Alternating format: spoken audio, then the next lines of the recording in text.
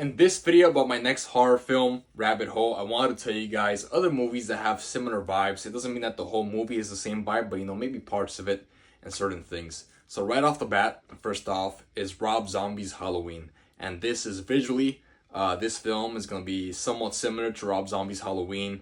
Not story-wise, but just visually. How I feel like Rob Zombie's Halloween, it feels very like you're there. Like you're seeing the thing, like when Michael like stabbing someone, like it almost like you're seeing it. It's not like, oh, cuts like a close up, like and like the camera's like tracking, like that kind of stuff. Another film, I only saw this one once. In the Violent Nature. It's a film that came out last year. It's a horror story told from the perspective of the slasher. Most of the film is from the slasher's perspective. I have to watch it again, but from what I remember, I do want similar cinematography or color grading to that. So it's like a mix of Rob Zombie's Halloween and that.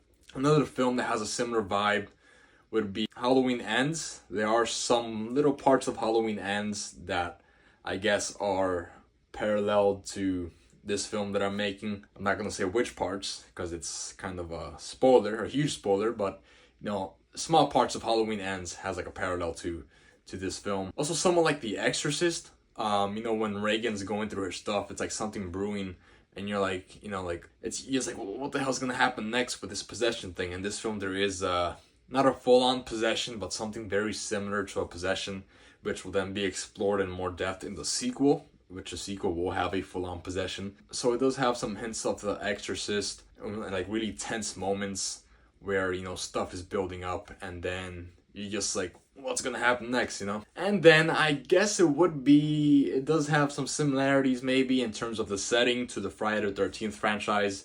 It is in the cabin in the woods, it's isolated.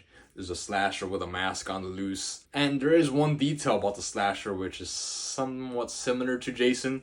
I don't think I revealed it in my other videos, but I'm gonna hold on to that little detail. I actually had an idea for a Friday the 13th movie, but that's likely never gonna get made, so I'm taking ideas that I put into that random idea that I came up with for Friday the 13th and putting it into this original film, Rabbit Hole. So there's other films that do have some sort of influence on how I want to tell this story visually, tonally, and just the overall aesthetic of the film. Just, parts of those films that I just mentioned, little parts here and there, somewhat influence the overall tone and aesthetic of a Rabbit Hole.